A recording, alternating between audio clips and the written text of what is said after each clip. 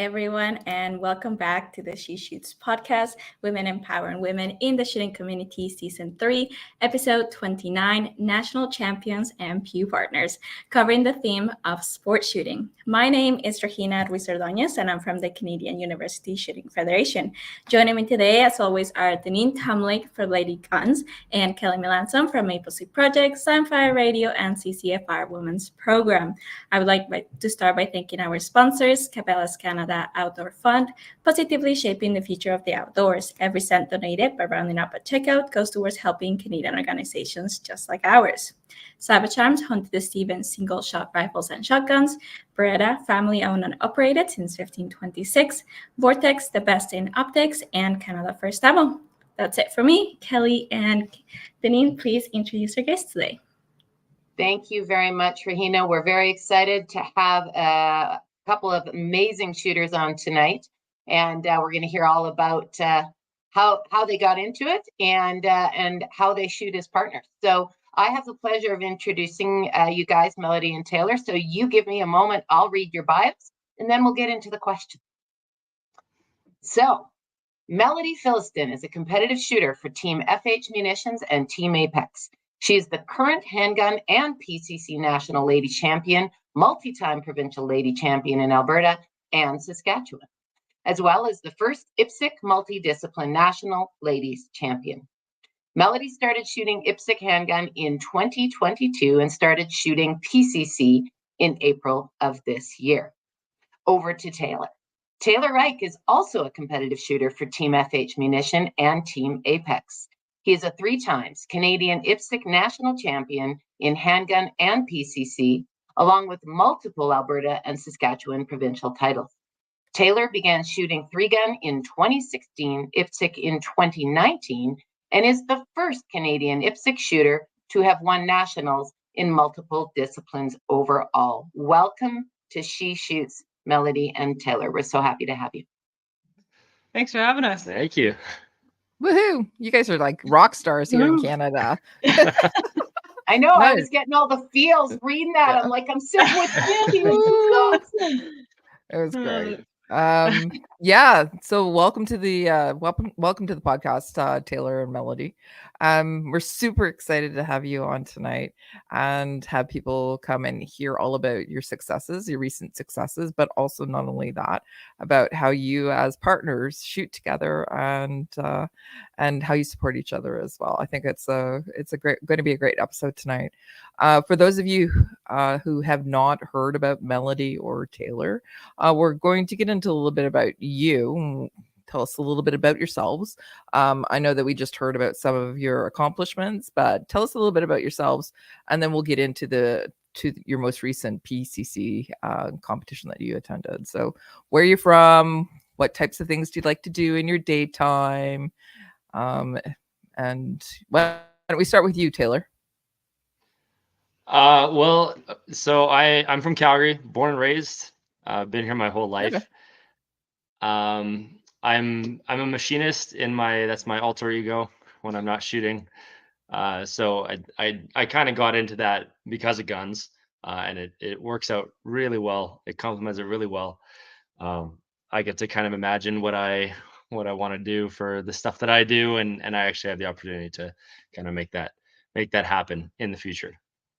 Wonderful. That's cool. What about you? And when did you? Oh, sorry. I just want to know, Taylor. When did you start shooting? When did I start shooting? Oh, yeah. Well, I got my license when I was 19. I think 2013. So okay. Over 10 years ago. Yeah, I only started competitive shooting in I think it was 2016 when I first got kind of set up into 3-gun, and then just kind of took off from there. And then IPSC 2019. But before that, I spent 5 years shooting maybe once a year, maybe, before I knew about competition shooting. Cool. And so you jumped right into it. All right. Sorry for interrupting, Melody. We got to hear all about you. Yeah. I live in Calgary now. Originally, I was from Ontario. I know. For work, I'm an aircraft maintenance engineer. As far as hobbies go, pretty much mainly shooting now. That's kind of takes up most of our time Mm-hmm. for the summer anyway. I started shooting in 2022. That's when I got my license. Luckily enough, just before the handgun ban. Yeah, tell them about that. Yeah, I got it in the mail like days before it happened, and was like, better buy some of these handgun things if I want to start shooting IPSC. So, wow. So I did, and then yeah, here we are. Can I ask why did you want to start shooting? There was a show called Top Shot that I started watching, and I'm pretty sure I was really late on by the time I discovered the show, because it was like late 2021, and I was like, oh, this is like, it's kind of cool. And then I watched a few episodes on there, JJ Rakaza, who they were talking about, like, oh, he's like this professional pistol shooter. And then I kind of started watching some of his videos and was like, what is this IPSC thing? This looks pretty interesting. And I kind of started watching a bunch of IPSC videos and 3-gun videos, but I was really drawn to the IPSC handgun. Yeah. And then, yeah, I moved out to Alberta and found out that the range that's not far from here, that's now our home range, has these like Thursday night IPSC matches. So that was kind of like, oh, I guess I can try this out. And I showed up to the range and had a blast, and just it took off from there. You dove in feet first. Yeah. Got sucked right into it right away. That's fantastic. And so how long before you had your black badge after you got your license? Did you go for that right away? Oh yeah. I did the course in November 2021. And then when I shot the black badge, it was actually with my friend's, one of my friend's firearms that I had to borrow for the black badge. So she came out and did it with me, and the two of us did it together. And then my license finally showed up in the mail maybe a few weeks later. And then, and then bought my first firearm and second. All right. Fantastic. What was your first firearm that you purchased? It was a Seasoned Shadow 2, and it is my current match pistol. There you go. All right. It's a great pistol. So yeah, it is. We met her last summer at the Gunny Girl photo shoot. So that's right. Yep. I did. Yep. Yeah. Absolutely.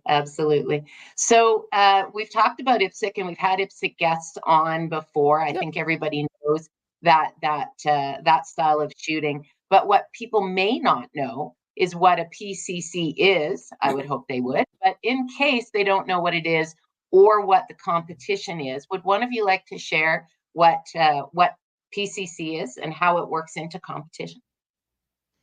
Yeah, I'll let you take this one. Sure, yeah. So PCC, pistol caliber carbine. So IPSC is kind of generally known as a handgun sport, but it's actually, I think it's at 7 or 8 disciplines now. So PCC is a separate discipline from that, along with rifle and shotgun and mini rifle, action air, the list goes on. And so the reason PCC is so interesting, at least to me and to this country, is because you're shooting a handgun caliber, which means that you're able to shoot alongside handguns in the same match.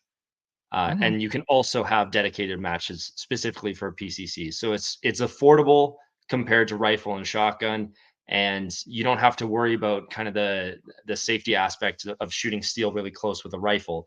So you can blend them really well together, handgun and PCC.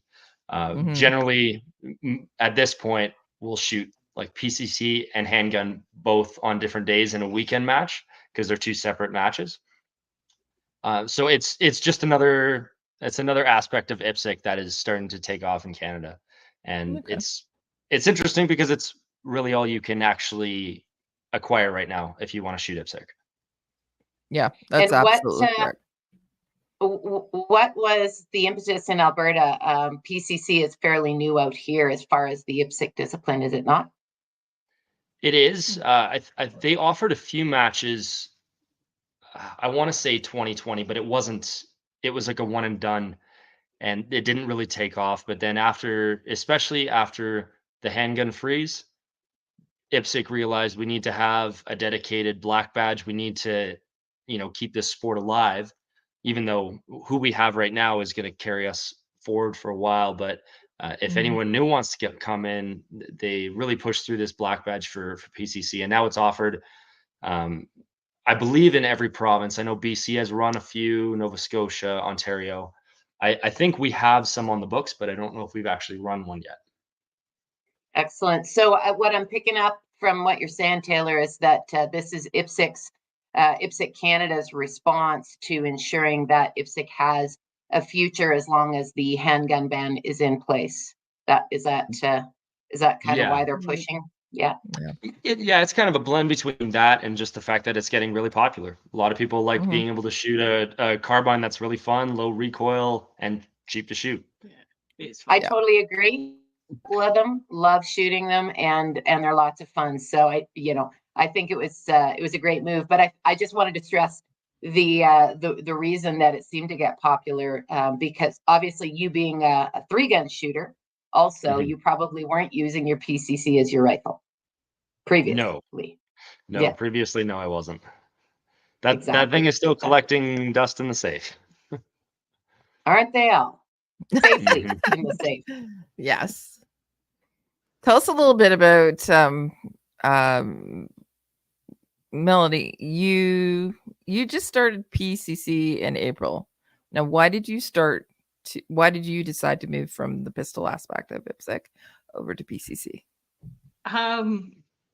I honestly, it just kind of looked fun, and Taylor, there's a few guys that we shoot with. They all bought PCCs and they started shooting it, and there were some spots left for nationals, and a couple weeks leading up to nationals, they were like, "Hey, just come shoot it. You'll have fun." And I was like, you know what?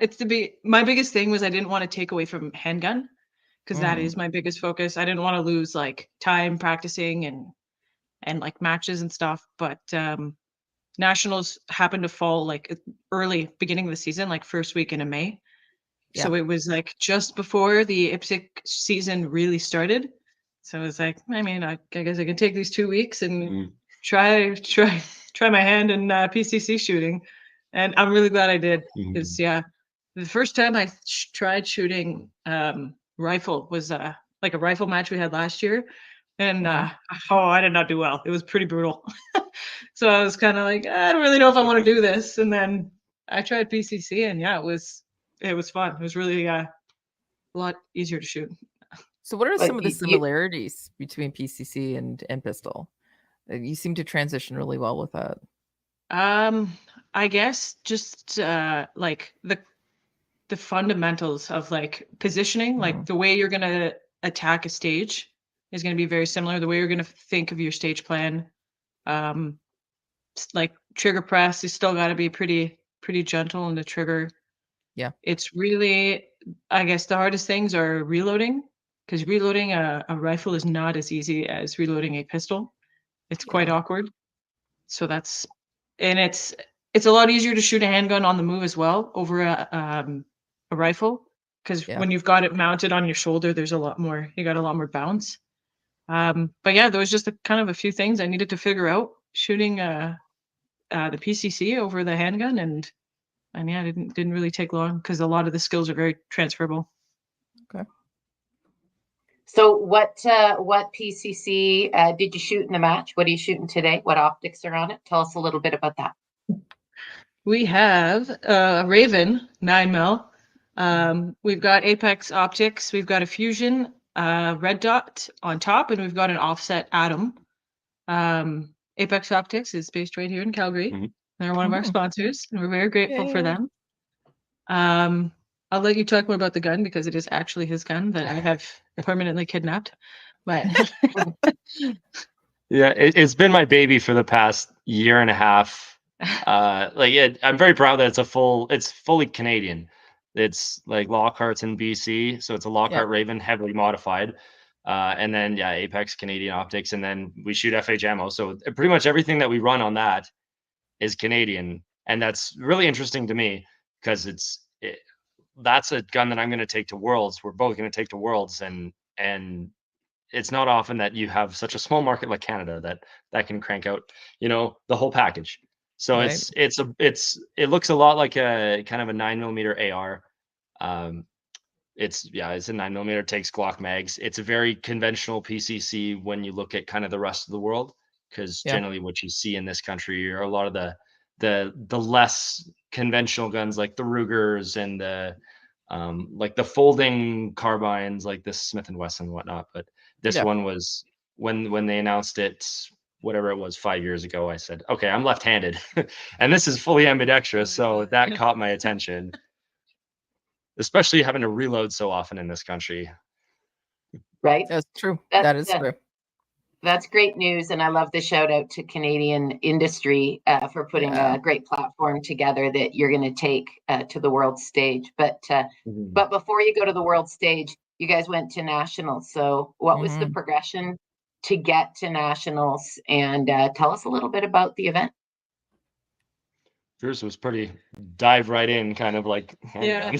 Yeah, I had like 2 weeks to prep from getting into the match, so it was kind of, I pretty much took the gun out every day that I could and just like practiced shooting it Thursday nights, training on the weekend just to try and get dialed in, because first match being nationals. I mean, I did that for handgun too, actually, but you just dove right in. Just no better way. Trial by under pressure. That's you. Trial by fire. But no, it was great. It was a really good match. The range, it was in Kamloops. The range was fantastic. It was beautiful. Yeah, no, it was a really good match. It was there was some really good stages. It tested all sorts of different things. I loved it. I would do that again. Well, we're going back for the BC provincials. Same range. Yeah. So same range. Do you know the name of the range in Kamloops? Give them a shout out. Yeah, Kamloops Target Sports Association, KTSA. It's very close to BTSA, so it's easy to remember. That's right. Yeah, it is. It's a great range, and they have so many different options. And then the cows and the deer walk through, so it's pretty cool. Yes, it's true. Yeah. And it's fantastic. A beautiful view. Oh yeah, isn't it? I hope that they're able to get nationals, like handgun nationals, there soon, because I would love to go back there. It's a handgun. Yeah. How many people were at the competition? How many people were at the match? About 100. About 100. Just under 100. I think it maybe 90, 93. Okay. Something like people that. From all across the country. Yeah. Okay. All right.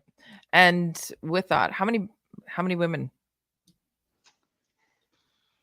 I don't know. 10? 7 to 10. Yeah, maybe there wasn't a lot. It's still a growing.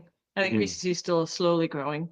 So there's a lot more than last year. That's for sure. I think there was 2 last year. Oh my goodness, that's fantastic. That percentage is good if it keeps growing that way. That's right. Yeah. So slowly. Hopefully next year there'll be more. Okay. Yeah. So that's cool. So going to the match together, how did you prep? You talked about getting out and practicing on Thursdays and getting out and shooting as often as possible. Is there anything about the mental game that you guys get in, or do you have a training routine that you go through? And then do you do that as a couple, or do you do that individually? I work kind of a weird rotation, and he works Monday to Friday. So sometimes I'll go out like in the middle of the day, like in the middle of like a Tuesday or something in practice, or I'll go out early on a Thursday before our Thursday nights. If we can, we try to practice together. Like usually nice days in the winter, on the weekends and stuff, we'll get out and we'll try to practice together. Yeah, we intend to practice together as much as possible. It works out being like 50-50. Yeah. When you go alone, when I go alone, or with our other training partner. Yeah. Yeah. But we'll try to do train a few different things. It's one habit I'm trying to do is not like when you go up to a stage, you get a walkthrough and you get to shoot it once and that's it. So I'll try and practice, I'll set up a bunch of targets and I'll kind of come up with like a stage plan, and you shoot it once and then kind of go, okay, what went wrong there? What did you not do that you should have done? And then, well, now you're not going to shoot it. You're going to come up with a new stage plan and you're going to shoot it a different way. So just kind of try to simulate match-like scenarios. So that's one thing I found really effective because, performance under pressure, right? You got to get out there and do it. Yeah. What about dry fire routines? Do you guys have a dry fire routine at home that you work through with your PCC or your pistols? Routine? No. I mean, it's just we try and get it in every day. Yeah. And it's really just trying to keep the muscle memory there. And yeah, it's kind of the same thing as what she was talking about in practice. We have a room in the house that we have all of our dry fire targets up, and just try and get in like 20 minutes a day, just to kind of keep that muscle memory and kind of your vision aligned with what your body's doing. But a routine, it's not like okay, today we're doing this one. It's very, at least for me, it's a lot more spontaneous. Yeah, I'm a little bit more chaotic in my mindset. But I think that the commitment to exercising that muscle memory and the daily practice speaks a lot to routine. Yeah. So sorry, Cal. Yeah, no, that's actually what I was going to say. To have the dedication to do at least once a day for 20 minutes means that you're going to keep your skills sharp. Do you think that having both of you in the same household, you're competitive shooters? Are you competitive with each other? Try to. Sometimes. Do you think I think once a day I hear I'm going to beat you at Max. I want to beat you at Max. I want to beat you and Max. That's a goal? I want to beat you and Joe. All right. Do you think that? Well, there you go. Doesn't happen often, but it happens. Do you think that's helped with your competitions? Do you think it helped with your results at nationals? Yeah, I think so. I mean, him being the national champion, like overall, it's good because it kind of pushes you to try and keep up. You know, like if you're shooting with a lot of people, like who aren't as competitive, you kind of like you don't really have nothing's pushing you to try harder. But when you're constantly going up against somebody who's like 20 to 30% better than you, it's like it's good. It's definitely like keeps me on my toes. Yeah, we try to push each other as much as positively push each other, not like at each other's throats in the match, but like like we're part of a team, right? Like we are the team, and we're just trying to. I'm trying to make you good. You're trying to make me good. There you go. So tell us a little bit about that, some lessons learned, not that we want to get into, relationship counseling on She Shoots, but tell us a little bit about lessons learned, traveling together, prepping together, training together. What are the things that you do to help to inspire and push each other, being that you are competitive? What are some of those things? I don't know. Like we were friends for like a year before we were dating, so it's kind of just the same, really. Yeah, it's basically the same, but now we're together. Like we would squad together before we were dating, and we would shoot together.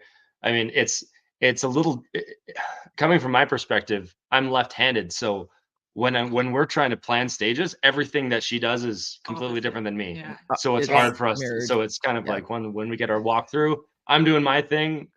Everyone else's right hand is doing their thing. Yeah. So I kind of live in a bubble in that aspect, but like a salmon swimming upstream. Yeah. When I do bad, you kind of say, stop being such a baby. And when you do bad, I say, you didn't actually do that bad. Just do better tomorrow. I think it's good. We're like pretty like brutally honest with each other when it comes to like shoot like how you did or like what you just did or whatever, which is good because you need that constructive criticism. You can't just be shooting with someone who's like, oh, that's all right, that wasn't that bad. Like, you know what I mean? Like you need like actual constructive criticism, because sometimes like what you think you did versus like when you see your video, what somebody tells you did, you're like, oh my god, like did I do that? No, that's wonderful that you guys can provide constructive criticism for each other without taking it personally. That's fantastic. That's great advice. So we mentioned the Worlds. you guys are getting ready for it. Where is it? How are you prepping? When is it? Tell us a little bit about it. Yeah. PCC or handgun? Yeah. Sure. Pick one, then the other. Well, one is, I'll let you talk about handgun worlds. PCC worlds is not completely set in stone that we're going yet. Generally, IPSC Canada will, for the team, so the top 4 shooters in whatever division, will get funding and a confirmed slot into the worlds, and they've already told us that that's the plan for PCC. So it really depends on if PCC's worlds in Czech Republic, which is in May of next year, is far enough away from handgun worlds in South Africa also next year, but they don't have a date for that. If they're too close, we're probably going to drop PCC and just go to handgun. If they're far enough away and there's funding, the intention is to do both. Good for you. Good for you. And have either of you been to a worlds match before? No, they're every 3 years. Mm-hmm. So the year I started shooting was the first like worlds that I'd ever heard of. It was in Thailand. I like a few weeks before I was able to get a spot, but I was like, I don't think I'm ready for this yet. Yeah. And like in hindsight, I probably should have gone, but probably should, yeah. That was the year that I won handgun nationals, and everyone's like, you gotta go, and I was like, I can't afford it. You didn't. It would have been very expensive. Yeah. Right. And sorry, Melody, go ahead. Sorry, I was just gonna say, like, I mean, neither of us really prepared for it. So it's kind of a big thing to not be prepared for. Like we're starting in our practice and everything now. Like our thought is like, what is it going to be like at Worlds? Yeah. What is going to be the scenario like at Worlds? What are the stages going to be like? That's what we kind of try to practice. So. Sure.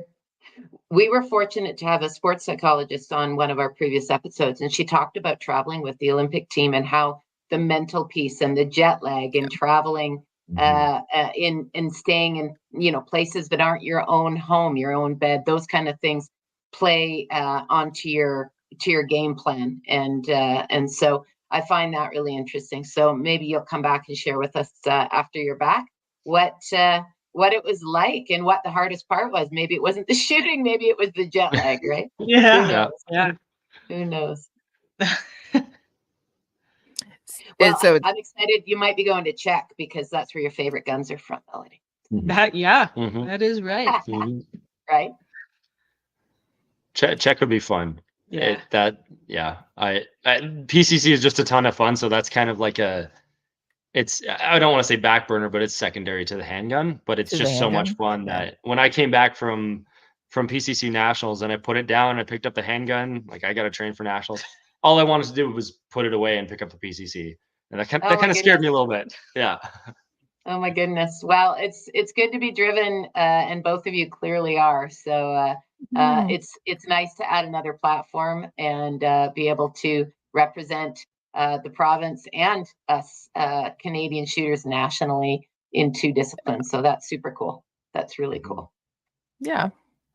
Is there any matches or anything? So the worlds with PCC, not PPC. Well, you could go with the conservatives if you want, but anyways. So you got the PCC and you got the pistol worlds that you're looking forward to potentially next year. Is there anything else that goals or aspirations that you both have that you'd like to realize in shooting? I think right now the biggest one is Worlds. Like that's our real target focus right now. So we've got this year to kind of progress, and then we're not sure when it is going to be yet next year. So we're really trying to make this season count. So everything that you're doing for the next year is going to be towards Worlds. Because if it ends up being like early year, like we're usually in the winter, you're kind of out of practice just because it's minus 40. Yeah, it's winter. It's winter. Yeah. So we'll be looking for ways, I guess, to stay in shape and. But yeah, everything we do right now is pretty much targeted towards Worlds. Okay. So I have a question. You've had the chance to shoot against provincial competitors and national ones. Tell me, without being biased, how is Alberta as a group of shooters? I think Alberta took at least the top 2 ladies in PO. Yeah. Maybe even the top 3 in PO. But we always count Ruth, but she's from Saskatchewan. She's basically an honorary Albertan. Yeah. But Alberta is doing pretty well. Alberta's open team crushes every year. Mm-hmm. Our PO team changes quite a bit. Yeah. But they do pretty well. I think we usually take second. Yeah. Both nationals I've been to, production optics, our team has been second both years. Okay. It's usually Alberta versus Ontario. That's generally the way it goes. Mm-hmm. But yeah, like Mel was saying, the open team has won the team trophy, I think 4 nationals in a row now, 3 or 4 nationals in a row. So they're quite a powerhouse. But I mean, it's such a nice, tight knit community. Even though there's a few thousand of us across the country, that like I'm friends with all the top guys from out east in all the divisions. Like I'm really good friends with Max. So like we're rivals, but kind of at the back of my mind, we're all thinking like, when we leave for South Africa next year, like we're going to be teammates, right? So we're fighting for nationals. Yeah. It'd be nice to be a national champ again, but at the end of the day, I'm just really happy that we have really good shooters from Alberta, Ontario, and across the board. The reason I asked is because I wasn't sure if my social media feed was biased. So I see everything you guys do. And I do try and watch and track some of the activities, and it just seemed like there was an awful lot of Alberta shooters that were doing incredibly well and traveling nationally and internationally. So thanks for sharing that. Yes, of course, we're proud that we have such great shooters in Canada, especially when you have limited magazine capacity that you guys can move so fast. So that's quite fantastic. So that's true. That's wonderful. Yeah. So do you guys want to share a little bit about your sponsors? We touched on who they were earlier. Tell us who each company is, where they're from, and maybe how you were able to attract that sponsorship and what they do for you.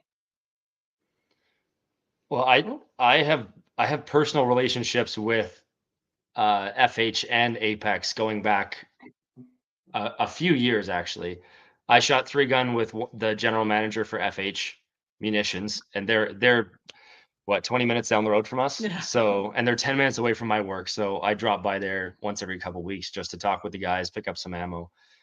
Van from Apex actually came out to BTSA one day, I want to say 2018, 2019. He was doing a YouTube channel at that point, and I got to know him really well, and then helped him with the development of a lot of his non-long range optics. And so it just kind of kind of fit right in. We who else we got Black Box Customs brought us on start of last year, and they're also 15 minutes away. Not even. All the pretty paint on our guns and the milling, they've done all that work. Yeah, it's whenever I would go after sponsors, I really emphasized local, as local as possible, because I want to have that relationship with the company, not just have some far away business that I get emails from every once in a while, but actually get to know the people and kind of their vision. And JF Gunworks, they're in Ontario, Canadian company. That's where we get our base pads, and I love them. They're awesome, especially when you're shooting in the mud in the rain. They're so easy to take off and put back together, so you can clean your mags. Clean our mags every stage. They're really good. Hunters HD Gold, our only American sponsor. Brian in Alabama. We're good friends with him. So what do they do? Sunglasses. So they've got the HD Gold. They're in most of our video. I mean, actually, it's kind of hard to tell from the pictures. Yeah, because we're always facing forward. You can never see us. We've got these gold lenses that are just wicked. They change with the light, and they're fantastic for shooting. They're really great for your red dot instead of seeing it as like a splatter, because like I have a bit of astigmatism. It really like focuses that dot. And then makes the targets like pop.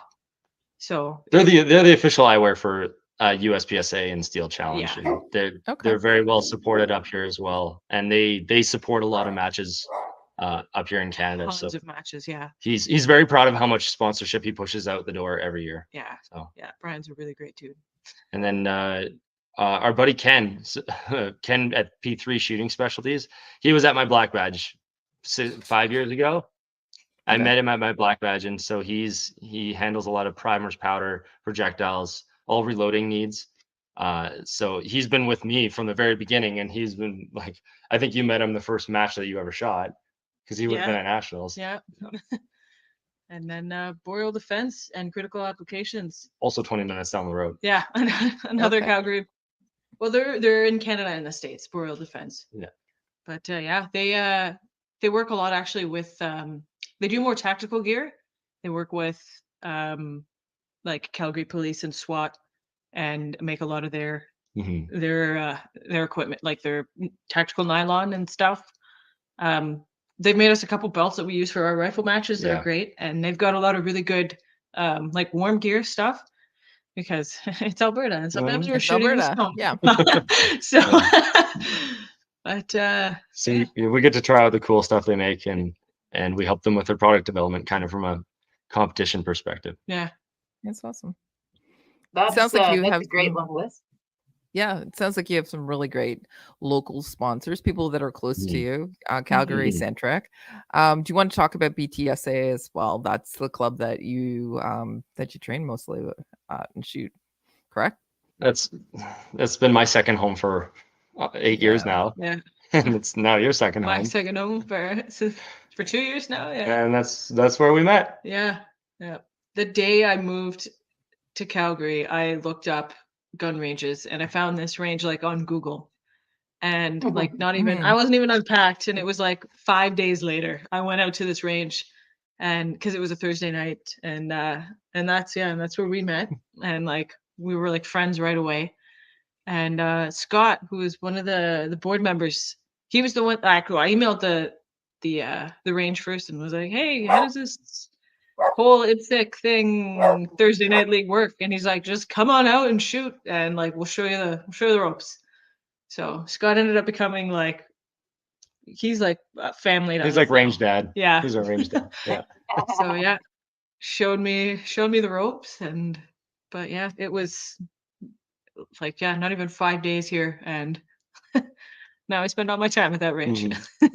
So a lot of people in the area think of BTSA as a pistol only range. Can you share a little bit about how the range is set up? Because it went through some significant renovations in the last couple of years, and they've really changed their profile, I think. So tell us a little bit about that. Yeah, so it is still we still kind of identify as a competition centered range, not just pistol though. I mean, the longest distance we have is 200 meters, but that gets used very frequently by our rimfire league, which is growing. It's one of the fastest growing shooting sports in the country. We've been to one of the matches, just shooting my little dinky Ruger or Savage. We also run Steel Challenge, we run IPSC, we run IDPA every once in a while, but it's expanded significantly since I became a member there. There's a ton of bays. We could host nationals there and still have bays open for the general membership. Probably wouldn't. We would probably take the whole range, but it is a very welcoming range. And I would say anyone in the Calgary area who is looking for a range, it's out in the Homestead kind of facility. There's four clubs. We are the only club that's kind of more open to general type shooting. Just if you want to just come out and shoot, you can come out on any day of the week. And so long as the range isn't booked for an entire event, you're probably going to have a bay to yourself and you can do all of your training. We're very, very fortunate to have a range like BTSA. Yeah. Compared with other places in the country where I hear people saying, oh, I can't move when I shoot, I can't set up a training regimen. We're very, very fortunate to have BTSA. Yeah. Like I don't think it's I've a lovely ever match. Yeah. I've never gone out to the range and didn't have an entire bay to myself to practice. Like, right. Yeah. And sorry, I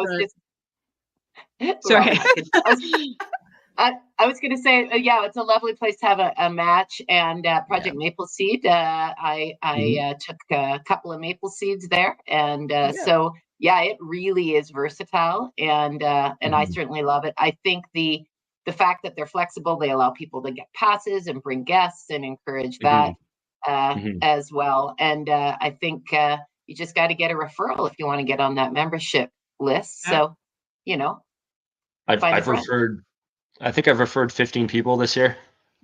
Oh my goodness. Already. Wow. Yeah. Trying to grow the sport. Right. It's a beautiful range. It truly is. It is. And it's a welcoming range as well. So it's a range that, as Taylor, you were saying, you've referred 15 people to it, but you're actively engaging people in the shooting sport. So it's always wonderful to have the support of the range itself and all the competitions that are happening there and everything to grow the sports. It's really, really important. If not, we won't have a range anymore, and we won't also have a shooting community. So that's right. So on that note, great segue, Kelly, Melody and Taylor, what do you guys do to get new shooters in when you're not working and when you're not practicing and when you're not competing? What are you doing to help new people get in so that they could aspire to be a Melody or a Taylor in the shooting sports? You want to go first? Yeah, I mean, honestly, like a lot of it is just like I'll get like messages on Instagram every now and then from someone being like, "Hey, like if I want," or even just like friends. Like actually, one of my neighbors was like, "Can I come try this? Come out and try this?" Because we're always going out shooting. So he actually bought Taylor's old PCC and came out shooting with us, and he's actually pretty good. Yeah. But yeah, a lot of it is just people, like either people I know or just kind of like acquainted with. Like a lot of it is just through social media of posting. Like we post a lot of videos of us shooting, and I guess that's kind of the same way I got into it. It was just watching people's videos shooting. Like, oh, this looks amazing. And then they come out and they'll meet the community, and they like the people in it are fantastic. Like our IPSC friends are like family, and we do like even just outside of shooting, we spend a lot of time with them as well. Like. There's a bunch of us. We'll go camping. We go hunting with a few friends that we all met through IPSC. So it's like you'll meet some really fantastic people there. Great shooting family. Yeah.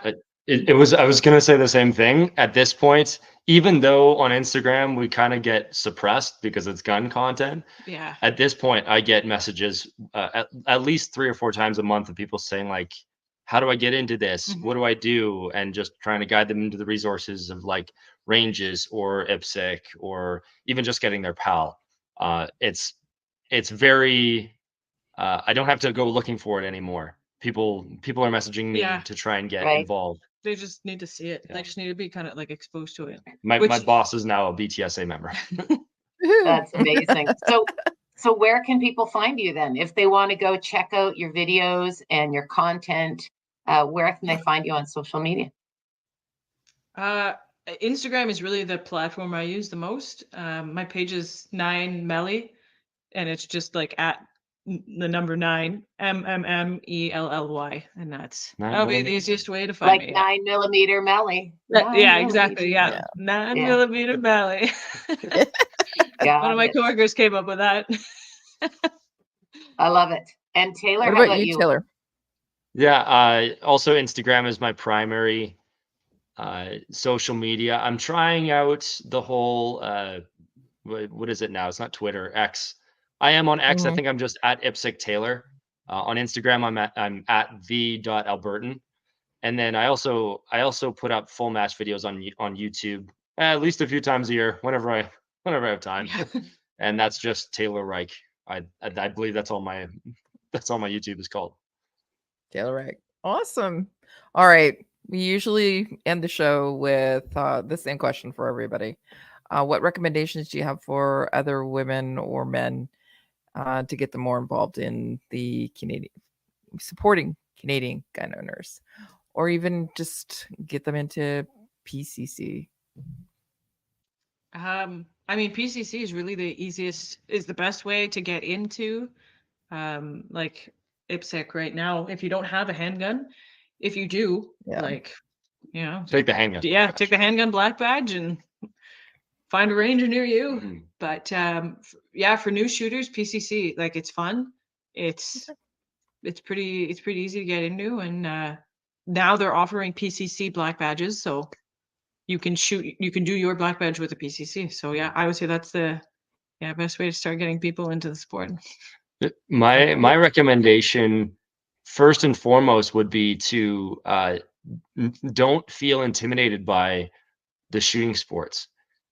Everyone, because I remember going to my first match and it was kind of nerve-wracking and a little stressful. It's the most welcoming community I've ever been a part of. Yeah. And even if you don't have any interest in competitive shooting, it will, number one, drive you to be a better shooter, and you will meet a ton of people that you may not have known about, like-minded people who you may get along really well with. And it will get you more comfortable, and especially in the shooting sports, there's so many people you interact with on a regular basis. There's a lot of dispersion of knowledge that happens just by being around people, just making connections. It's just, you may learn things like, oh, where the local gunsmith is, or like, where can I get the best price on ammo, or all these things. That it's just get out there and go to, and whether it's like rimfire precision, that was invaluable to me when I went out for my first match. I had no idea what I was doing. I hadn't shot my 22 in probably 5 or 6 years. And Dale and Shelly and all the people at the Rimfire Club, it was that I would have paid probably $200-300 for a course like that in the US, learning from guys like Mike Turner and everyone. And they were so welcoming. And I've learned so much from just going to one match, that if you are a new gun owner, or even if you've shot for a while and you've never tried anything competitive, just try something. Something. Yeah, it's a very welcoming sport. It's definitely like, I know I was terrified when I first showed up to the range and I turned the corner and it was like, oh my God, there's a lot of people here. But as soon as like Scott spotted me, as he was like, that must be her. And he's like, Melody, get on over. And that was it. Like, everyone was really like helping me out, showing you the ropes. Anything you needed to find out or know, it was like, I knew nothing and no one. It was me and my one friend, Kira. We showed up to the range, and like, everyone eager to help us. Like, so. Forget all the stereotypes you've heard. Yeah. You hear 3 gunners are cowboys, and then you try it and you love it and all the people are great. Yeah. You hear it's like snobby, you try it, all the people are great and you have fun. It's like every single discipline might have a reputation. Throw those out the window and just go try it. Yeah. I think that's really good. I think that's great advice. Yeah. And I love the fact that you get to squad up with people and you can choose your squad. Right. And so even though there may be 100 people at the match, it's kind of you and your squad for the most part for the day. And so it's just like hanging out with friends and shooting things. So it's a lot of fun. So you're making, you're making everybody want to get out and give it a try when they hear this. I think it's going to be, hopefully there'll be a big push on that. So I think we're at time now. So I want to thank you guys both for joining us tonight. It was great having you. I'm sure we could come up with another dozen questions or so. So maybe once you guys have gone to South Africa, we'll have to have you back and you can tell us what it was like to go to the World. And but meanwhile, keep up the good work, you guys. You're awesome. You're great representatives for the Canadian gun industry. You're great representatives for shooting and competitors. So it's been a pleasure having you on tonight. We really appreciate it. Yeah, absolutely. Thank you guys so much for having us. This is a lot of fun. Yeah. Thanks. Over to Regina. Okay, awesome. Thank you so much. Okay, so not much for me. Just gonna go ahead and go into your upcoming events. So for CUSF, it's the school year's over, so pretty quiet for the time being until school starts back up in September. But if you are interested in volunteering for the CUSF, you can just send us a brief email at cusf.ca so you can get involved with the club. or well, with the organization, or if you're interested in starting a university club at a university that you're going to that doesn't currently have a university gun club, you can also send us an email at submissions@cusf.ca, and we can help you get a club started up. Other than that, Maple Seed, Kelly. So we have a lot of Maple Seeds that are upcoming. A bunch that are going to be happening in the various regions. I have the honor of going to Prince Edward Island in a couple of weeks, and we're going to be doing a Lady Seed there. We do have lady-specific Maple Seeds that are happening. I'm also going to be heading out to Alberta in September to do a Lady Seed there, as well as here in Ontario. So a couple dotted throughout the country. If you'd like a Lady Seed, just contact me, kelly@mapleseedrifleman.com. But just attend a regular Maple Seed event as well. There'll be all kinds of different people there, ladies, youth, experienced shooters, a ton of really fun people, and you can get into that. What else is happening? Oh yeah, we're having our known distance. So we're introducing our known distance. Known distance means we're going to be shooting out to the actual distance. We're not going to be using 22s, however. So we are going to be using the centerfire rifles. We're going to be shooting out to 400, and it's again going back to the fundamentals of shooting. We'll do the positional shooting, and we're starting here in Ontario, and we'll be taking that across the country as well. So hopefully we'll be out to Alberta soon, and having a distance out there at the clubs there. So those are some of the new things that were happening this year. So if you'd like to stop by the website, mapleseedrifleman.com, you can check out all the events, but especially the ladies' events and the no distances. So yeah, that's it. What about Lady Guns? Well, I'm going to go up to BTSA on Thursday nights and hang out with Melody and Taylor. That's what I'm going to do. I got PCC. I got my pistol. I got my my optics and my iron sights. I'm sure I'll fit myself in there somewhere. Upcoming my annual participation at Silver Willow Sporting Clays. The ladies learn to shoot. I will have another great crew out there where we get to teach first-time shotgunners. There is the ladies events happening in DeWinton at the Shotgun Club there. Some of you may know I have a new gun dog puppy, and so I am out with the clubs, and we are training bird dogs, flushers. So I'm spending time out there, and I'm hoping to bring out some new people to observe, to see what it's like to work with gun dogs. Melody, you can come out and check out the shotgunning. And then maybe in the fall, when Kelly makes her way out to Alberta, I'll be able to join her at Lady Seeds. So that is what I know is going on. There's always something more that's unexpected, but that's why we have these updates monthly, so we can figure out what everybody's up to. Exactly. Yeah. Okay. Well, thank you so much, everyone. Thank you once again to Melody and Taylor. I'll put up again their social medias on Instagram. So if you want to go check them out, give them a follow. I'm sure they'll love that. Other than that, I'll just go ahead and start closing it off. So thank you again to our sponsors, Cabela's Canada Outdoor Fund, Savage Arms, Beretta, Vortex, and Canada First Ammo. If you liked this episode, please leave us a like and follow so you don't miss out on any of our episodes. You can watch us on YouTube and Facebook, or you can listen to us on Spotify, Apple Podcasts, Google Podcasts, and iHeartRadio. If you liked our message and would like to learn more about our programs, check out our websites at cusf.ca, ladyguns.ca, and mapleseedrifleman.com to support us and get some additional perks. Check out our membership programs. Thank you all for tuning into the She Shoots podcast, Season 3, Episode 29, National Champions and Pew Partners.